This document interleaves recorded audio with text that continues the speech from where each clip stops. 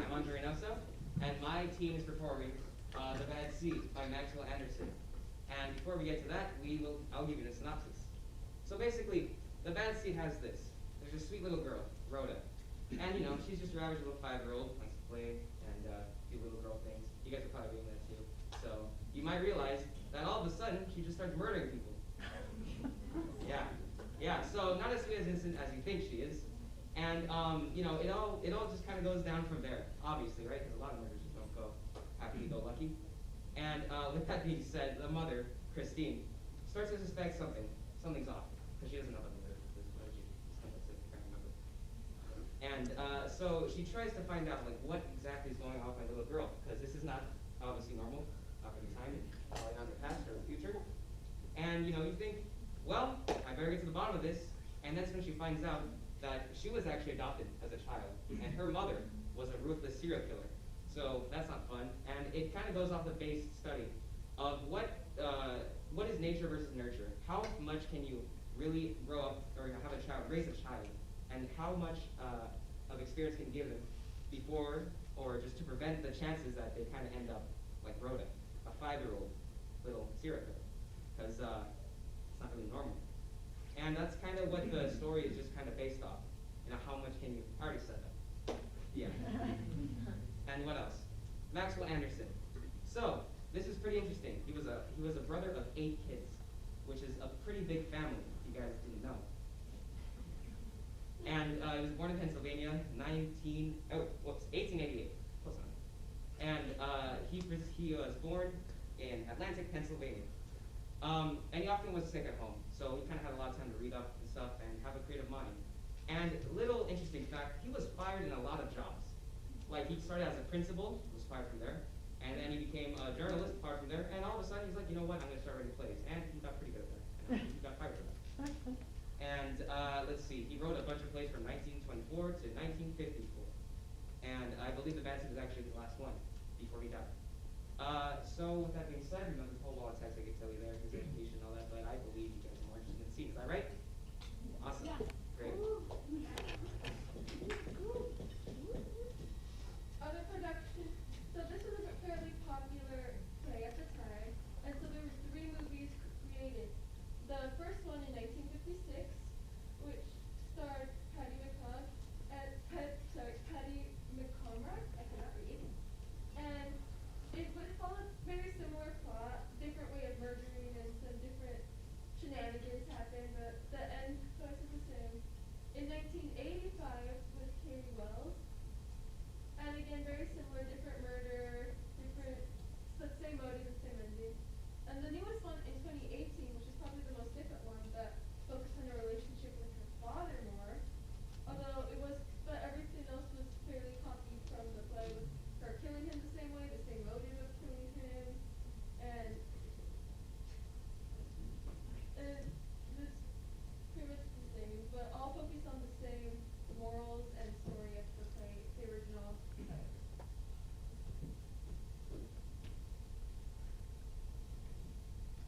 Um, the 2 other plays that I focused on more was Both of Your Houses, which was written in 1933.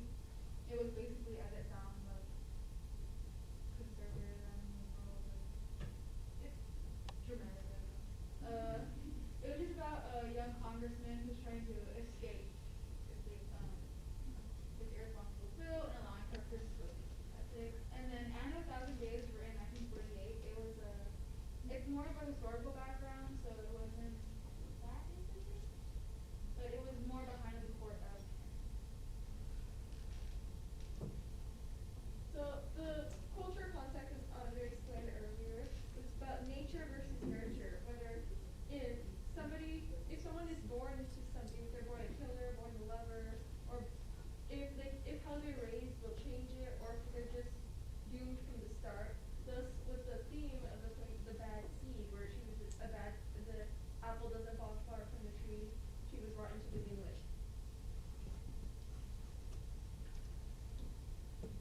And this is where we get to character logic. Basically, it's a little fun, little project that we make to give off what the character is like, without boring you to death about the details and just showing you visuals. Mine's on the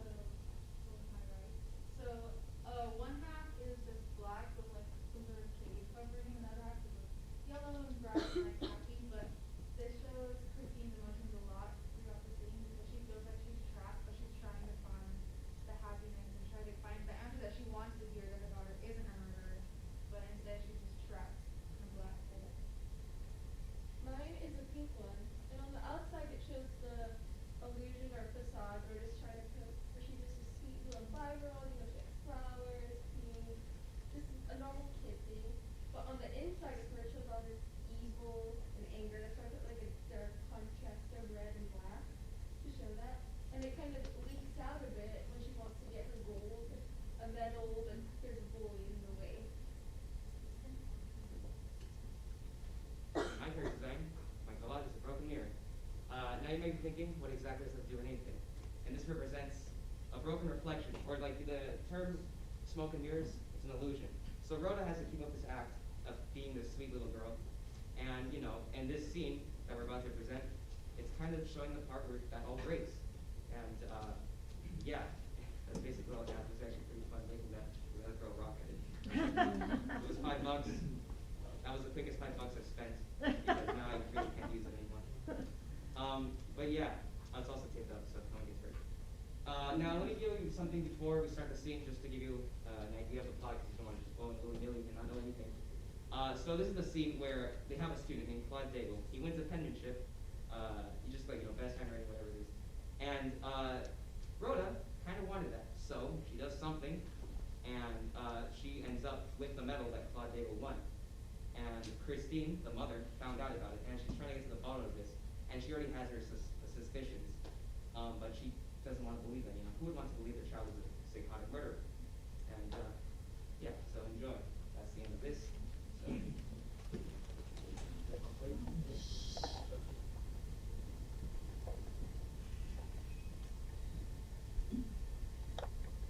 You wanted me to come in, Mother, when you waved? So you had the medal. Claude Daigle's medal? Where did you find it? How did the penmanship medal happen to be hidden under the lining of your drawer, Rhoda? Now I want you to tell me the truth. When we move into our new house, can we get a gazebo, Mother? Can we, Mother? They're so shady and pretty, and I love sitting in them. Answer my question. And remember, I am not as innocent about what went on at the picnic as you think. Miss Byrne has told me a great deal, so please, do not make up any story for my benefit. How did Claude Daigle's medal end up in your drawer? It's certainly going to get there on its own. I'm waiting for your answer. I don't know how the medal got there, Mother. How could I? You know very well how it got there. Now, did you go on the wharf at any time during the picnic? At any time? Yes, Mother. I went there once. Was it before or after you were bothering Claude? I wasn't bothering Claude, Mother. What makes you think that? Why did you go on the wharf? It was real early when we first got there. You knew it was forbidden. Why would you do it? One of the big boys said there were little oysters growing on the pilings. I wanted to see if they did. Is that true? Yes, Mother. Oh, it's true.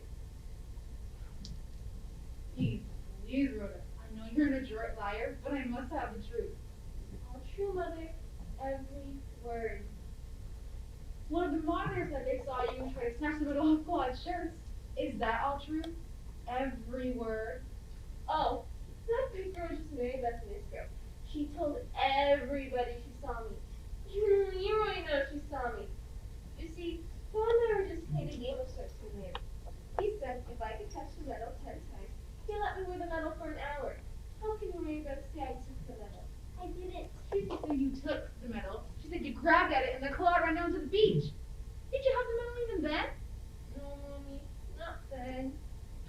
Rhoda, how did you get the medal? Oh, I got it later on. How? I went back on his promise and I followed him up the beach. He then said I could wear the medal all day if I gave him 50 cents. Is that the truth?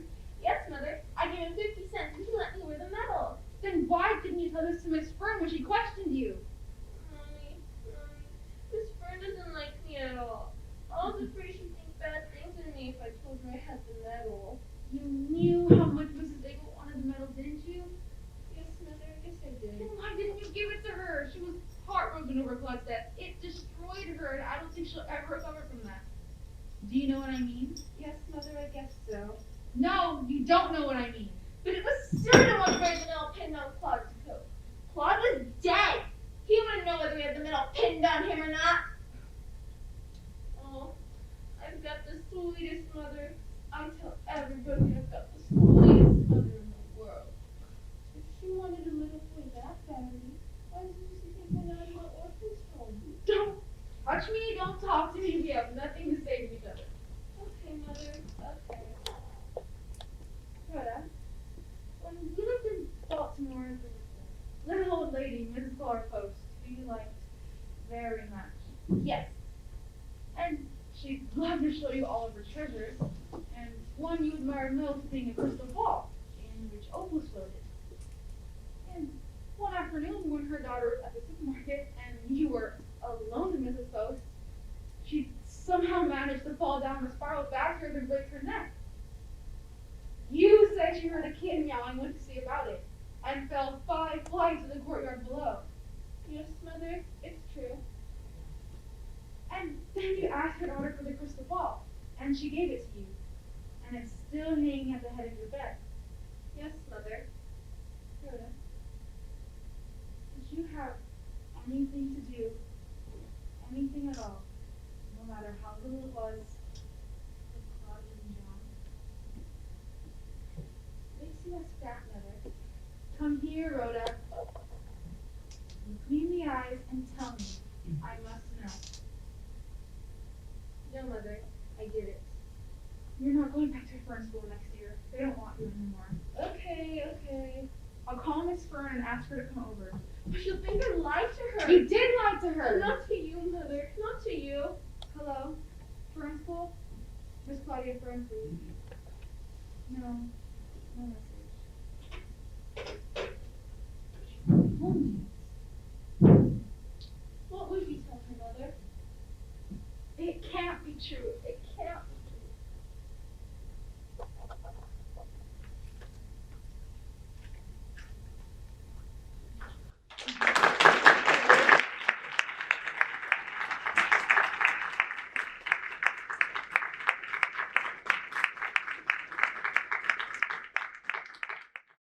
I would like to introduce the two actors who will be introducing the scene.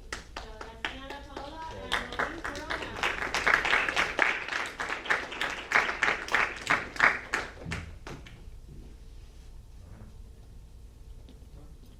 Okay, so, I'm Anna, and the scene that we're doing is from a play called The Curse of the Starry Class by Sam Shepard, and I'm working with, Maureen. Do you wanna read this synopsis? Okay, so basically, The Curse of the Starry Class is a drama that takes place in California in the 1950s. It shows a super dysfunctional family, who is lower class, so they're extremely poor. And the family consists of the father. He's alcoholic, has a drinking problem. You'll probably see if you like take out little things like from the props of him picked out. There's like a bottle of gin like on the plan, and like a bottle here and a bottle there. So that's all the father. And a mother, Ella, who is trying her best to like keep the family together to improve their situations. And you'll see also like during the scene. And our rebellious daughter, Emma, who is me, the character that I'm playing. She's such a tomboy, like loves to go out, loves horses, loves travel, super adventurous, that girl. And a hot-headed son, Wesley, who's always angry, always yelling, always making his little sister's life like impossible. And the biography of the playwright is Sam Shepard. He was born November 5th, 1943 in Illinois.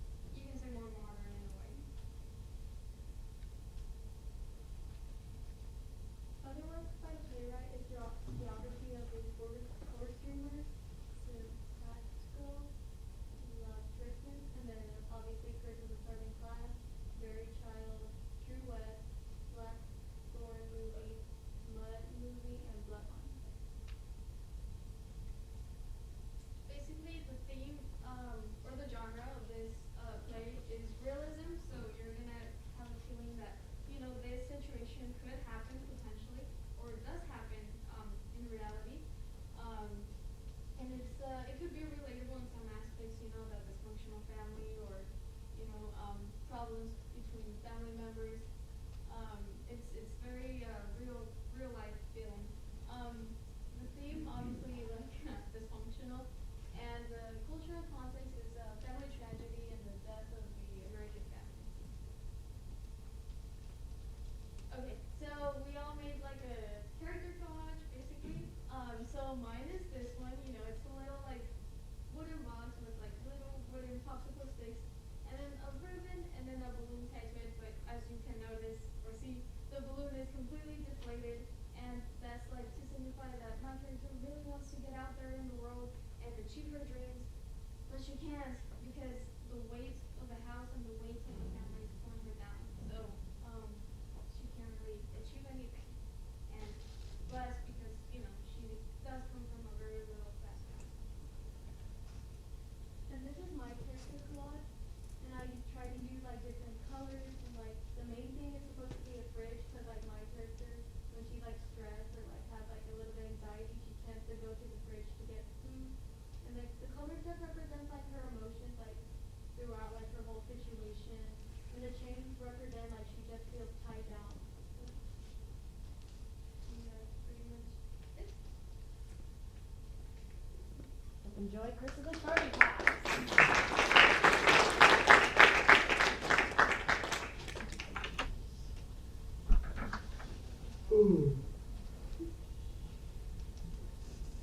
That bastard almost killed me! What happened to you? He dragged me clear across the crowd. I told you not to play with that fool horse. He's been saying that for.